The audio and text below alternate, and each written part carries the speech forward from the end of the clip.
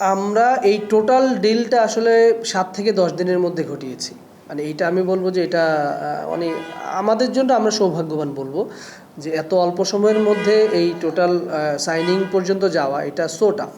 So প্রথম যখন সাকিব ভাইয়ের সাথে আমরা গল্পটা নিয়ে গেলাম, উনি আমাদেরকে বললো যে তোমাদেরকে 1 থেকে 2 মিনিটের মধ্যে তোমরা তোমাদের গল্পের জিসটা কী আছে এটা একটু শেয়ার করো।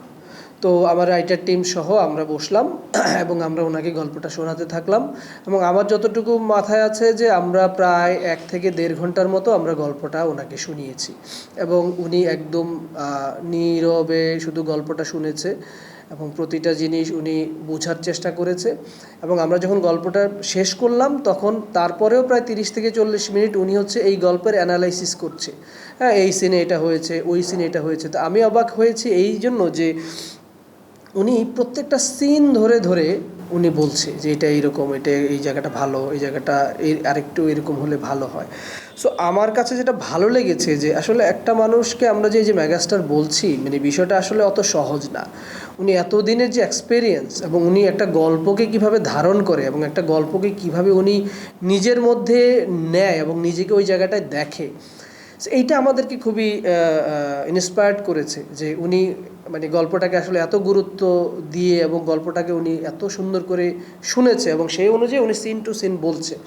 সো তারপরে যেটা হলো যে আমরা যখন চলে আসবো তখন উনি শুধু একটা কথাই বলেছে যে গল্পটা খুব ভালো এবং গল্পটা আমার করা উচিত, কিন্তু তোমরা কি আসলে এটাকে যেই লার্জার স্কেলে আসলে করা উচিত সেই জিনিসটা তোমরা কতটা ক্যাপাবল বা তোমরা প্রস্তুত কিনা। তো আমরা বলছি হ্যাঁ ভাই, আমরা আমাদের দিক থেকে আমরা ফুললি প্রস্তুতি নিয়েই আমরা এসেছি।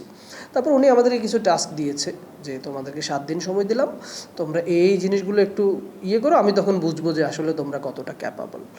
সো আমার যতটুকু মনে আছে যে আমরা 7 দিনের জায়গায় আমরা 5 দিন সময় নিয়েছিলাম এবং 5 দিনের দিন আমরা ফোন দিয়েছি ভাই আমরা রেডি। তো উনি একটু অবাক হয়েছে যে উনি হয়তো ভেবেছিল যে আমরা হয়তো আরও একটু সময় নেব।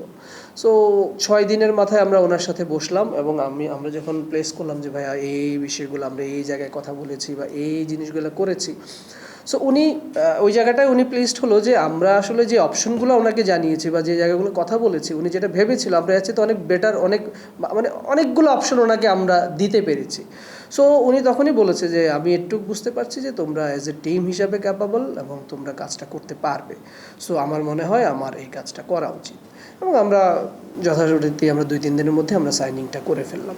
প্রথমত হচ্ছে আমরা এখন যে পর্যায়টা আছি এটা প্রি প্রোডাকশন ওয়ার্ক চলছে। সো সেই জায়গা থেকে আমি বলবো যে আমাদের এখনই একদম মানে টেবিল ওয়ার্কটাই চলছে। সো আমরা বেশ কয়েকজন প্রোটাগনিস্টের সাথে কথা বলেছি, কিন্তু এখনও আমরা ওইটা বলার মতো জায়গায় যাইনি যে আমরা আসলে ওনাকে নিয়েছি বা একে নিয়েছি। আমরা দেশ বিদেশ মিলেই কথা বলছি। সো আমাদের ক্যারেক্টারের সাথে মিলে তাদের ভাবনা, আমাদের ভাবনা, আমাদের একটা আর্থিক বিষয় আছে, সব কিছু মিলে ডেটসের বিষয় আছে, সব কিছু মিলে যখন আমরা সাইনিং করব তখন ডেফিনেটলি আমরা বলতে পারবো যে আমরা একে নিচ্ছি। কিন্তু এটুকু আমরা বলতে পারি যে আমাদের গল্পে 3 জন নায়িকা আছে, এটা সত্যি। এবং 3 জন নায়িকার মধ্যে আমরা প্ল্যান করছি যে আমরা অন্তত একজন নায়িকাকে আমরা ইন্ট্রোডিউস করাতে চাই যে ইন্ডাস্ট্রিতে প্রথমবারের মতো কাজ করবে বা একদম নিউ ফেস কাউকে আমরা দেখাতে চাই এবং যার মধ্যে আসলে ওই প্রোগ্রেসটা আছে যে আসলে সামনের সিনেমাতে নিজেকে কন্ট্রিবিউট করতে পারবে বা আমাদের সিনেমার জন্য একটা অ্যাসেট হবে। সো এইরকম কাউকে আমরা হয়তো আমাদের পেজ থেকে আমরা একটা অ্যানাউন্সমেন্ট দিব খুব শীঘ্রই এবং সেটার মাধ্যমে আমরা একজন নতুন কাউকে খুঁজবো এবং আমরা খুব করে চাইবো যে এরকম কেউ আসুক, কারণ সিনেমাতে যেহেতু আমাদের সেই সুযোগটা আছে, হ্যাঁ আমরা সেটা করবো। বাকি 2 জন ডেফিনেটলি পরিচিত এবং ওরকম কেউই থাকবে।